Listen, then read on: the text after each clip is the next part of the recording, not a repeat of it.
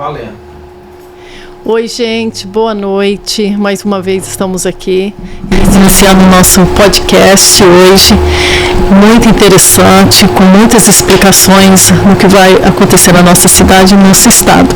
Mas antes da gente entrar no que está na programação dessa noite, gostaríamos de agradecer ao nosso patrocínio, ali da Grab 3. Vai, Zil? Grab 3. Pode falar tudo de novo? Sim. Boa noite, gente.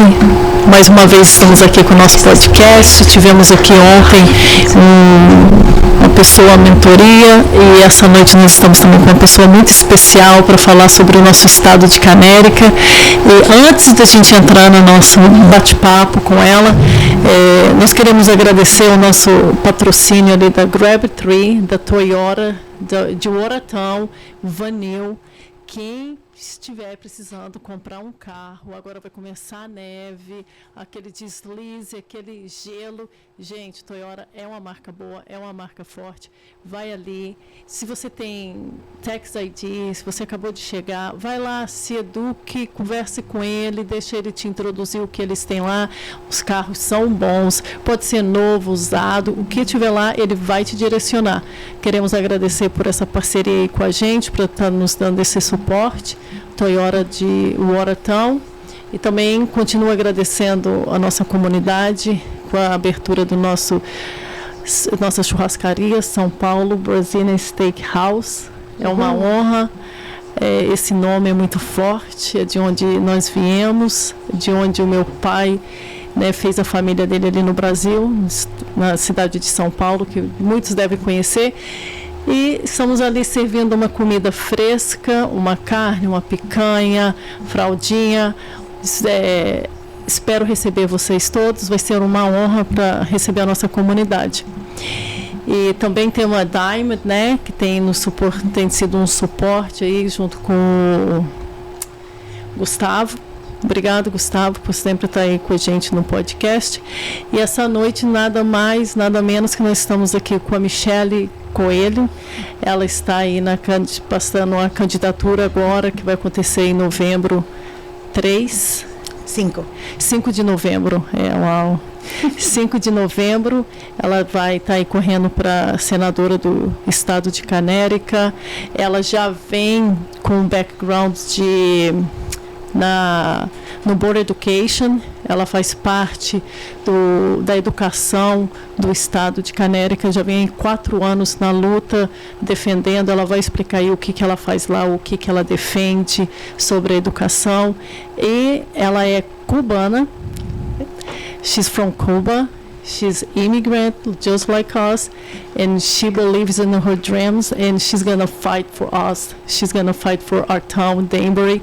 And if you have the opportunity to go and vote, she is really a strong lady. I know her like about 4 years, 3 years.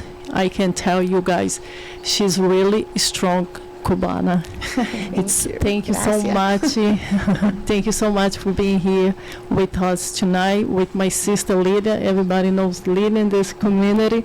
We know Michele for about 4 years, and she's strong, and I believe that she can do much for us in the state of Connecticut. Seja muito bem-vinda. Thank you so much for having me. I'm excited to be here. Thank you, Michele.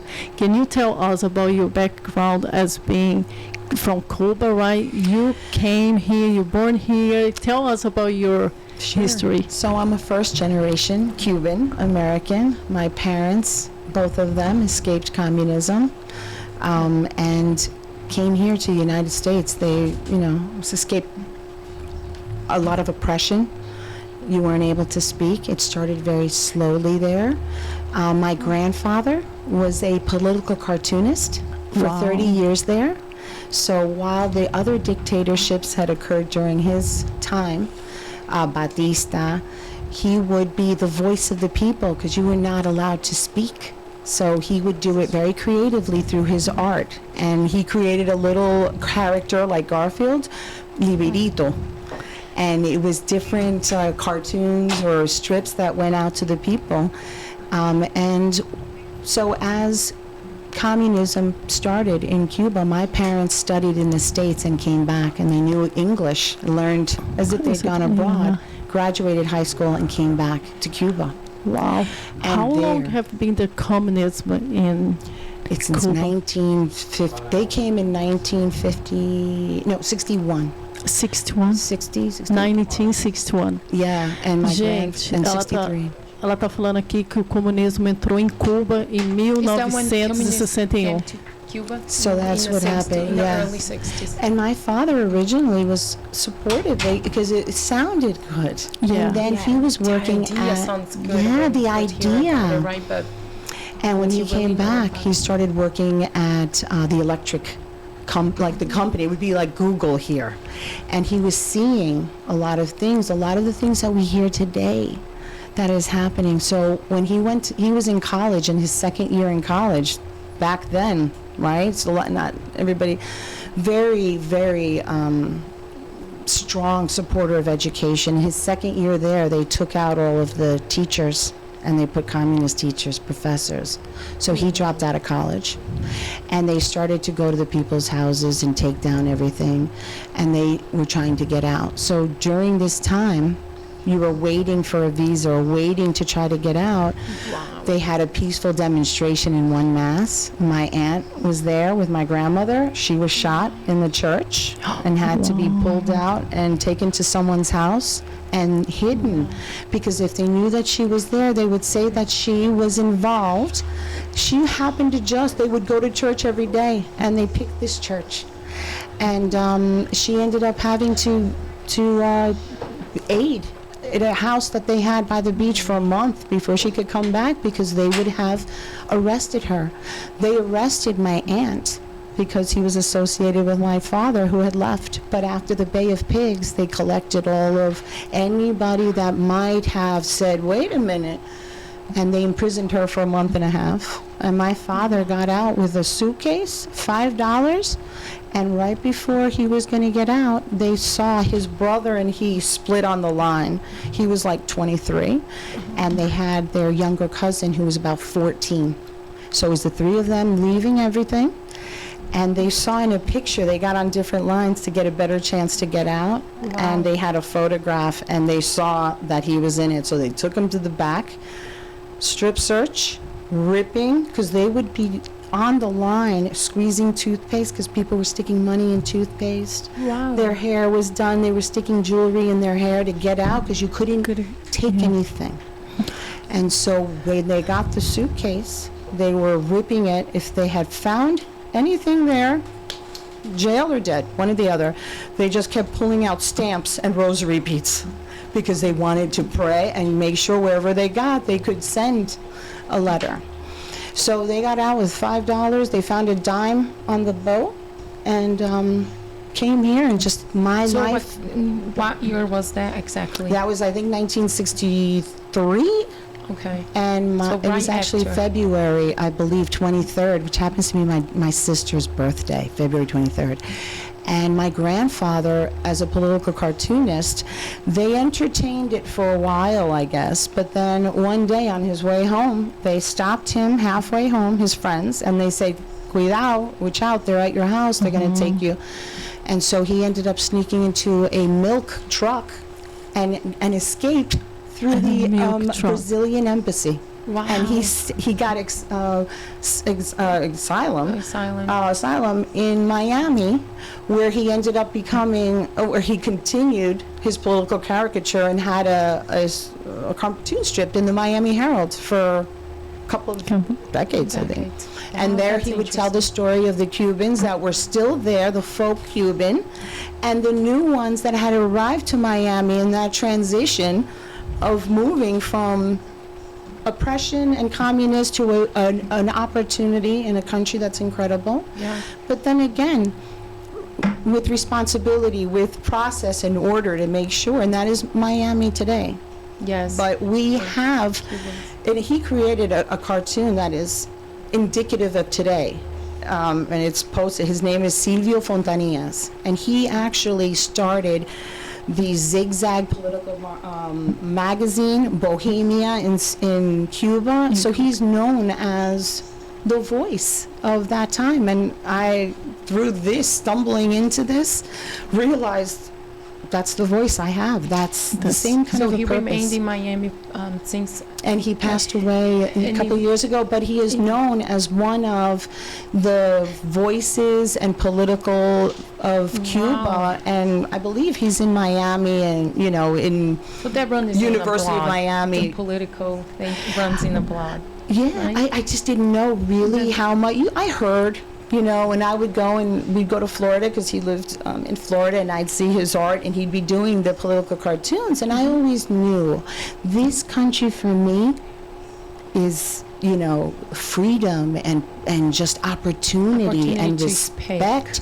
for everyone's up. decisions and choices, right? Yeah. Without imposing, but always respecting your opinion is as valuable as mine. And so, True. yeah, I guess I got the bug, and I want to serve. Nice. Congratulations. Thank you. That's very nice. So, what was because you're from member of Danbury Board of Education? What inspired you, you know, to run to be the senator of the state of Connecticut, being Danbury, New Fairfield, and Richfield, right? You have Right. these three Right. areas to be fighting for, right? For Right. like the right things. What do you believe? What that inspire you? Like, Yes. my inspiration will be the My- education. My inspiration will be what the It was parental rights. It was it was COVID. It was the emergency powers. It was that there were only 2 states on the eastern seaboard, Connecticut being one of them, that wasn't allowed to have their children move around to school freely without the masks on and the mandates, the vaccination mandates. That to me is what inspired me to run. When I heard what my parents always used to tell me when I was very little, and then again, my father is a maritime attorney and brought Citgo to the United States from Venezuela. So I was there in Venezuela before it fell, 30 years ago. And we were in the living room of one of the associates, my father's associates, and they were talking about what we're talking about here today, which was about, you know, diversity, about the guns and taking them away. And I remember I was 18 listening, and my mother said, "Cuidado, be careful." That's how it started in Cuba. And the response was, "Don't be ridiculous. We've had democracy here for 30 years. I remember that so clearly and thought, ooh. And from then on, it was the breakdown of Venezuela in the same way. Oil and fuel, and then came the inflation, and then everybody was going to make a lot more money than anybody could afford. And then it slowly became, obviously, the availability of items, property, crime, it all came. And I just see it. I recognized it with the COVID, and when they said, they're not your children, they're our children. I'm on the Danbury Board of Ed, and I know that they are the parents' children. We are blessed to have them come into the school system and try to service and assist the children and the families. But always understanding that they belong to the parent, and the parent has to be involved. We don't know more than they do. We're there to facilitate and try to create that environment.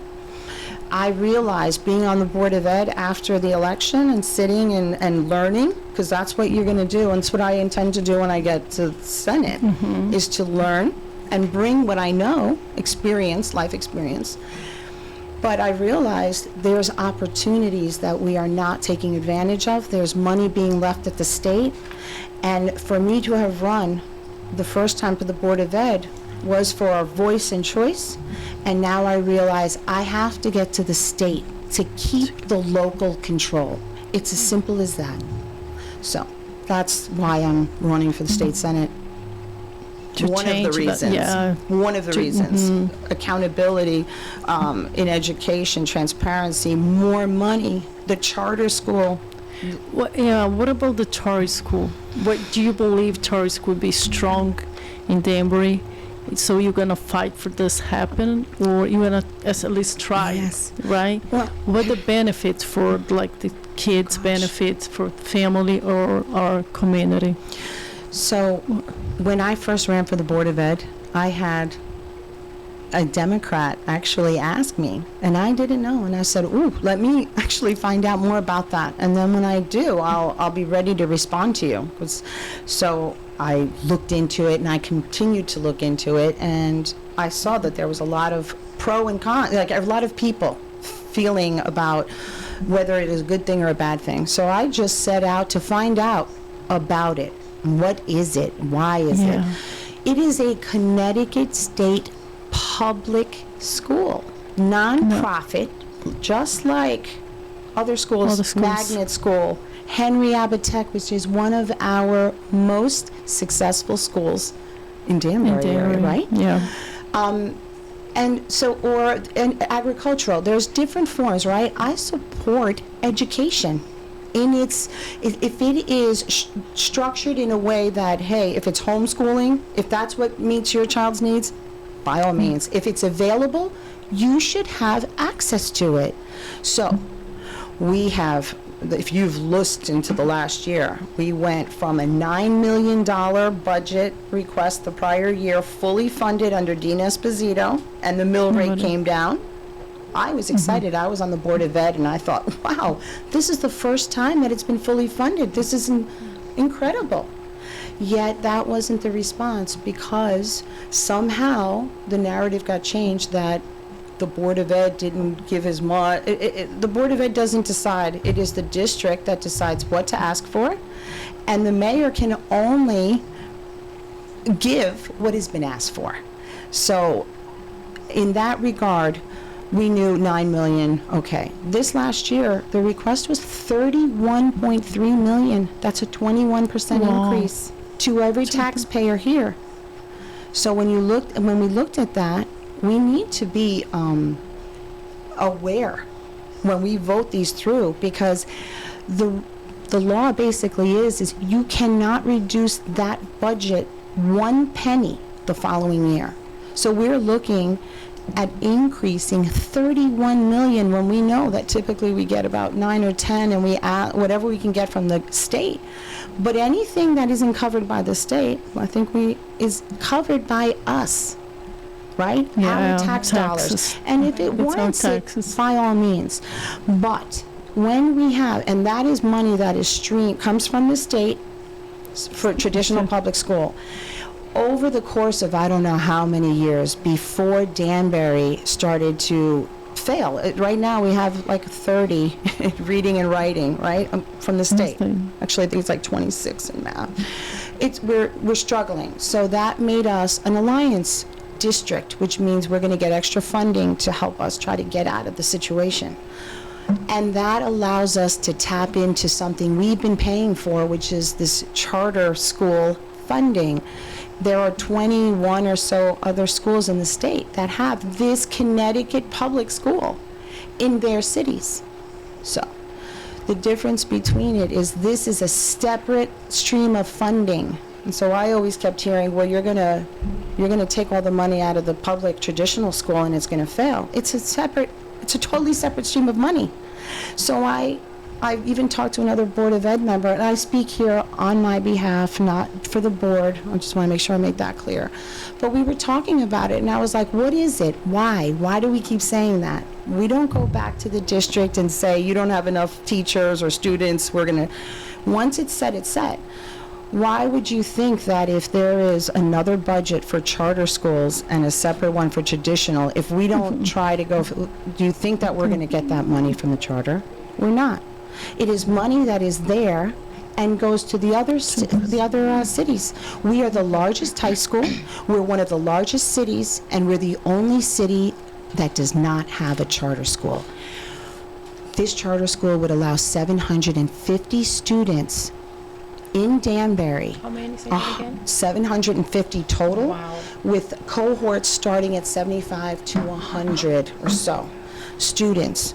If we are paying currently right now 16,000, and that's a low number for an English learner, and 50,000 for a multi-language, 75 for special ed, we could move 75 students from our current budget that cannot be reduced and move it into a different school in Danbury, servicing our children, and then that money would actually allow the traditional public school to breathe a little bit and address the issues that we were talking about, the bathrooms, transportation, additional support in the classrooms.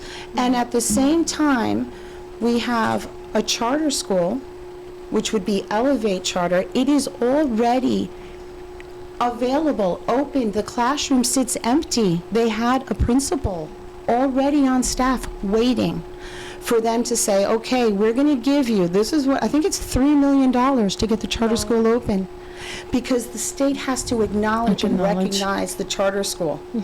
And the charter school has been given a $50 million gift for this school. So we would actually, in September, have the same amount of teachers, have the same budget, more flexibility, and bring in an entire new school with I think it's like one for every 25 students, a minimum of 3 new teachers, and staff and why would we not want that?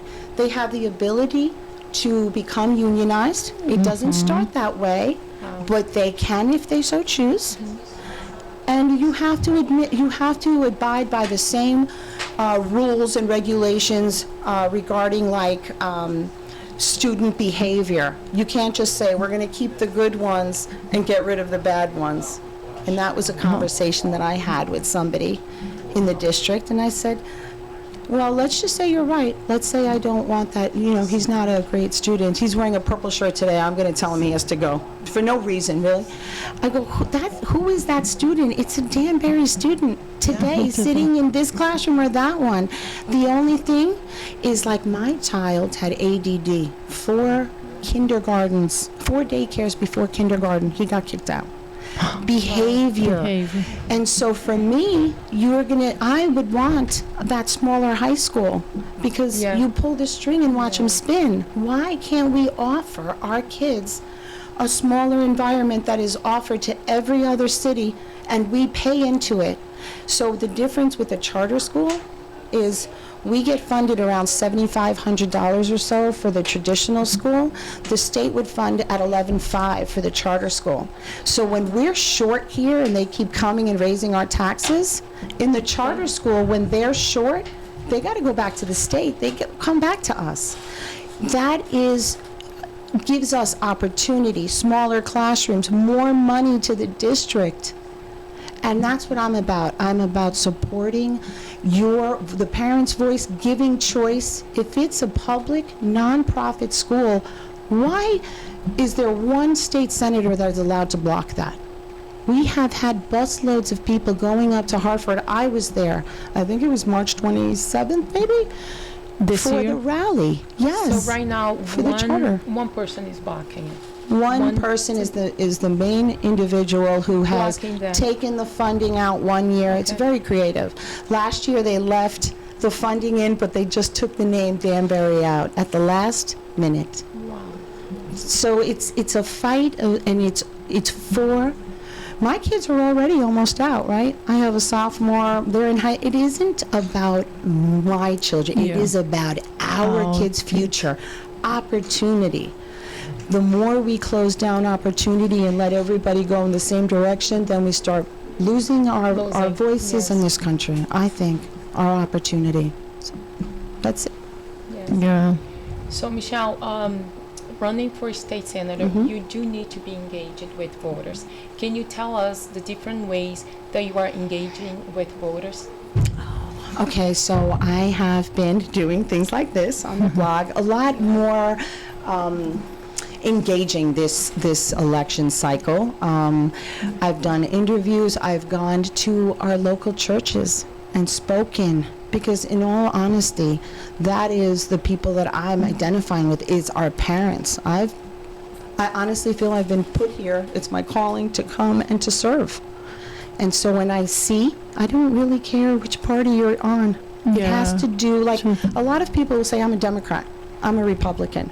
And when we start speaking, you'll realize, or I've come to realize, the old Democrat and the old Republican are the same person today. Yes. They're in the same box with the independent and the undecided.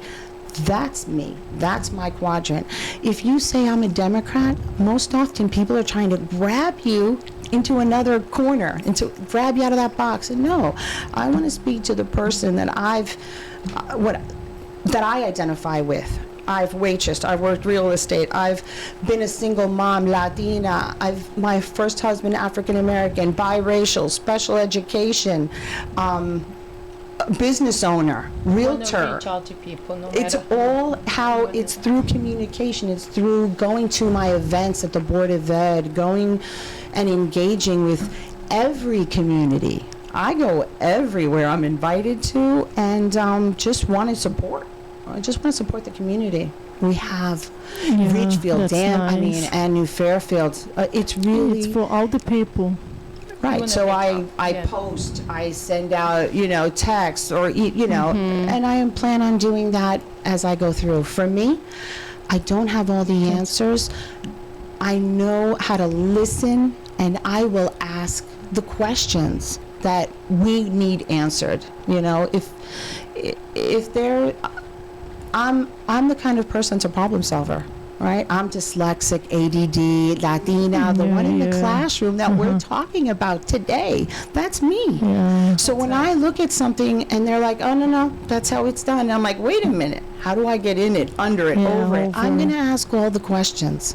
I know, I know you do that, because remember the case that we had with the girl who was walking 1.5 miles. You just I know you fought for that. It's 11 years old, walking from Rogers Park to Division Street, all the way crossing Main Street, Deer Hill, and you try to get a bus.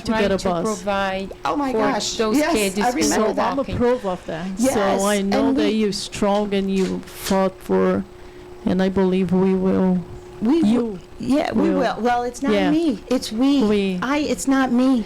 Yeah. I am only there if everyone is alongside me. Otherwise, we can't get anything done. Yeah. I am just the person that is going to say, you know what, you can trust me. I will go, and I will, fight on our behalf. And I want to do that working across and the aisle.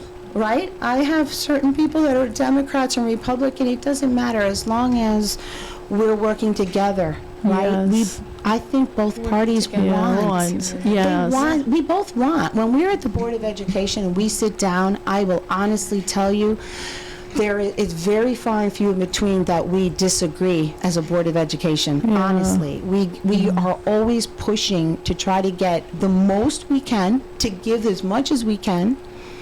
For our kids. And Yes, I don't it doesn't matter for it really doesn't. Democrat or that's a kid. That's it's children's. Just this is teenagers. That's That's it really that's is the most power. That's the future. It is our future. Yes.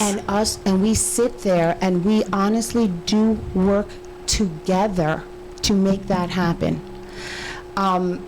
I'm just looking right now to get a little bit more, right? So I can honestly tell you, if you are on either side of the aisle and we both want education, we both know we want to get there. Yeah. I will do everything I can to find those common spots, even if it's not a big jump, but any kind of forward movement together, we can do it. We can bring more to this district, Ridgefield and New Fairfield as well. I mean, it's not just Danbury. Right. Yes. And there's been opportunity. My opponent has left millions of dollars on the table. We can't afford that any longer. How long she has been there for? 6 years. And this was approved 6 years ago. This one. The other issue you're talking about is walking from Division Street or wherever in this town. my opponent sponsored the police accountability bill. That has changed the way that our policing is being done in this district. One of the first things I'm going to do, and the last time I, really thought I was Board of Education only, but I can't say that I was really disappointed that I wasn't going to be able to reverse that accountability bill for our police officers. What is the police accountability? There's some bills or some laws that have been passed now where, for instance, the Go Cam, that was added, and on both sides of the aisle, the police and the public, they both agree to that, so that would remain. But right now, let's say if you're a police officer and I'm gonna pursue you and I'm gonna try to tackle you to arrest you. If I were to have broken your wrist while I was putting it on, or, trying to get you down, No. in the past, you would sue the city. Now you sue that officer directly and that family. So And you that's what want she me voted to for. risk my life, and now I've put it in, Yeah. and now That's why they are afraid now to and what is that become- going to make you do? It's going to make you do Mm-mm. that, I'm not or, even gonna pay attention to that. and yeah. we can't have that in Yeah. in safety. So even in Venezuela, when I was there 30 years ago, they had made a change to the law where the police siren, and if it pulled you over at night and it was a marked vehicle, you had to pull over. They had changed it to unmarked. And the crime that grew out of that, that one little change, I can't begin to tell you. And that's what happened during COVID. That Miss Universe in Venezuela went back to go and visit her family.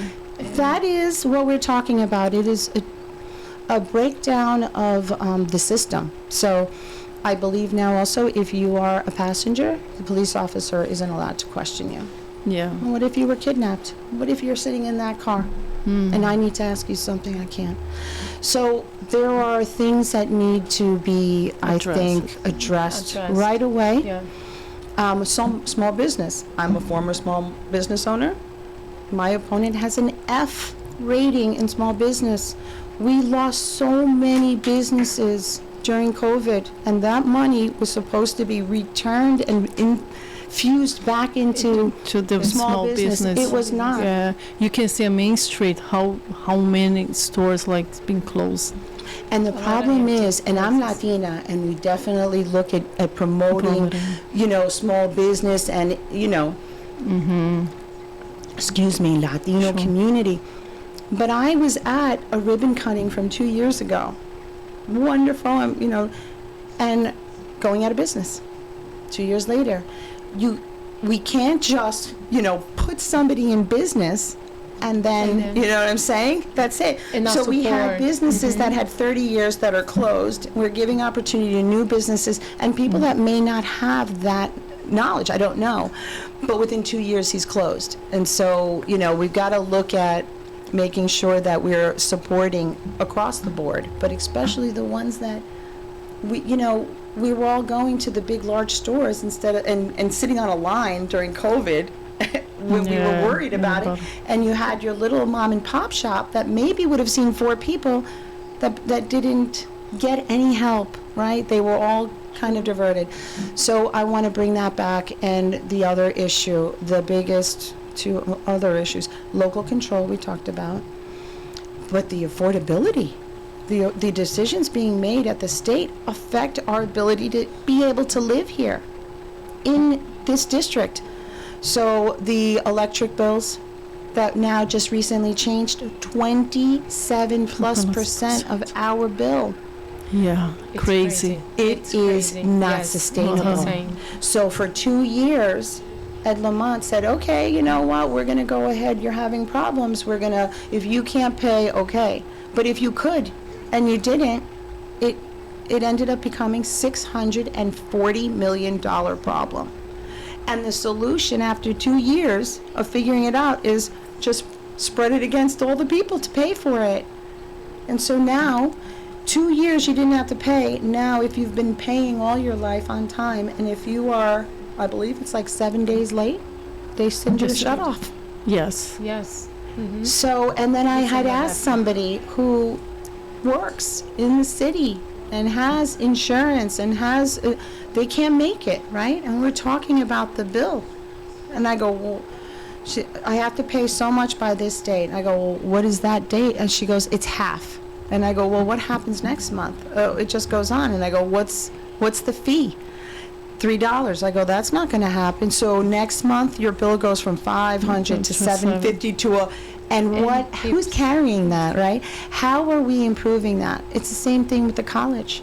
Everybody free college, okay. I have to borrow money for my son to pay for his college. I've got to pay for somebody who went to college who may have a business but has a loan, and I may never have gone to college. It's really hard to continue to pay, and then when you need to pay your bill, my electric bill, it's a third higher than it was. What am I not paying for? So I was in Ridgefield. I knocked on a door. $400 was her electric bill. Wow. She told me it went to $1,200. She shut everything off. She had her elderly mother living there. There's no air conditioning. This is when it was like 100 degrees. Remember every day this summer? That's when I knocked. And she goes, this month I turned everything off. I got the new bill. It was $900. This is not... And it's Ridgefield, because you think, oh, they have money. Yeah. But I walked in. I was a realtor, right? I'm looking. The gutters are full. You know, it isn't a sealed envelope like you have. You think Ridgefield. No, they've been there for many years, right? They're making ends meet, even though it's a Ridgefield zip code, because that's what they have. But at this point, she's like, I don't know what to do. I don't know if I should pay my taxes, pay my utility. Yeah, it's a struggle. It's a struggle. Yeah. It's a struggle that I don't see the solution. Like, if we pay off the college debt, the college tuition, they still go up. We're still doing the same thing. How can we have a program that doesn't address the problem? That continues to happen. So I'm looking to, if we come up with a solution, let's make sure that we're addressing the problem. You want to fix it. And You want right, so that when those meet at one given time, we've addressed it. You want to see a solution. Yes, and we need to get the people down to the table. I was at that rally, the electric, trying to get that special session. We need to speak. We need to get to the table. Yeah. What has been your favorite part of your campaign? Engaging. This, connecting, listening to people, people, tell me what they're knocking going the doors through. and Because you just Understandable. mentioned you knocked on the door. And Oh, yeah. No, it's anywhere you go and you start to talk to people and you just, it's connecting and you feeling that they trust you and that you listen to what they say. It heals. It literally has it's become my purpose, and I realize there is no punching in and punching out, because the reward is the connection. So for me, I've realized it heals me. So it's a little bit selfish. And so, Michele, what would be your top goals if you are elected? To bring more education dollars. And one way is through the charter school, but I'm willing to look at any and many ways. The police accountability bill is to reverse that and make sure that we give our officers the ability to protect ourselves and themselves. Affordability, to immediately start talking about how we address the electric and every other bill, our grocery bills. What can we do? Seniors, we haven't talked about seniors, and they are on a fixed income. Oh my gosh. Yeah, and there's no, so my background is 30 years in construction and development, and so I'm one of the first developers to bring Rivington here to Danbury when it first opened. When it said, if you lived in Rivington, you would be home by now. That's when I was there.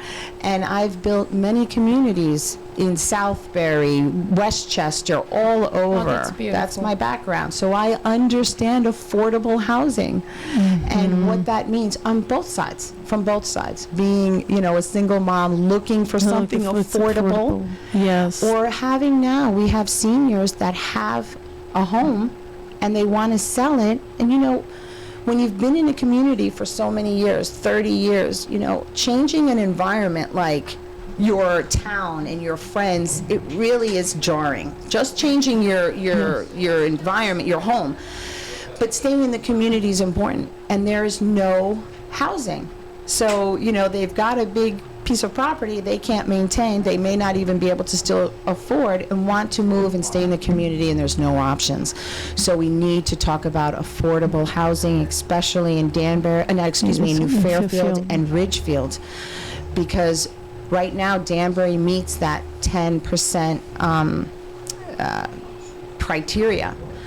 But these smaller towns don't. They're at like 4. And when that happens, the state starts to impose the rules, I'm going to say, if you don't meet that affordability. And it takes the voice away from the local. It's being, those decisions start to be made at the state. So we want to make sure that we are addressing that. We're meeting and pushing those numbers to meet the goals that we need. We just got to keep the local control. I would be looking to stop things that my opponent put together, which was a $3 million fund for striking workers. That would change our situation here. So there's so many things to do, and I'm very excited to hopefully get started. Yeah, well, let's see. So, Michele, we are about to wrap it up. Wonderful. So, as we enter the home stretch here of this campaign, what is your closing statement to the voters of the 24th district, and why they should elect you versus your opponent? I'm going to say that you should vote for me because of my world experience. You know, I know and I understand the circumstances and struggles that our community faces. I'm serving on the Board of Education. I understand the importance of parental rights and our voice in them. Yeah, tell us again, how long you've been serving on the Board of Education? 4 years. Okay. 4 years. Yes. So, again, parental rights. 4 years. Affordability is something that I'm very passionate about. Of course, our safety and security in this city. Where education and safety go is the direction that this city goes in, and this district. That's true. Great. So I would be definitely looking to support safety, more safety in our community as well. And local control. That is across the board necessary. Thank you. Thank you. Thank you, Michele. Thank you so much, Michele, Thank for being here. All right. Good luck to you. November 5th.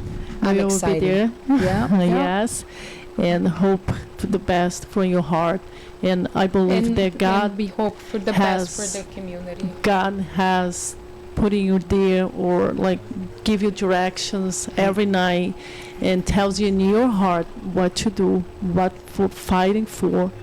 And I believe that it's gonna happen. Thank you. It will I'm telling happen you, because I can see you fighting in a town. Yeah, and you're strong. As you says, you came from like single mother, divorced mother. You being there, struggling in life, trying to get things together, and look to you now, strong lady, Thank strong you. woman, strong mother. That's what, as a mother, we see it as a woman.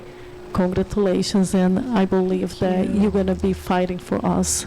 And good Thank luck. you. I'm going to serve. Best of luck. Yeah. Yes. Thank you. No matter what, win, lose, or draw, you still serve. So, We Just want to see you easier here when you're again. drawing. yeah. But thank you so much. God bless you, and I'm excited for Tuesday. And no matter what happens, we will support whoever Yeah, is going it's to gonna be fighting be for us in the state, in the state. and just keep working and just making people aware. We Yeah. win if we are just making people aware of their From choices. the bottom of my heart, hope to see you there. Thank you so much. Thank you for having me. Well, thank you for being here. We appreciate. It's an honor to have you here tonight. Yes.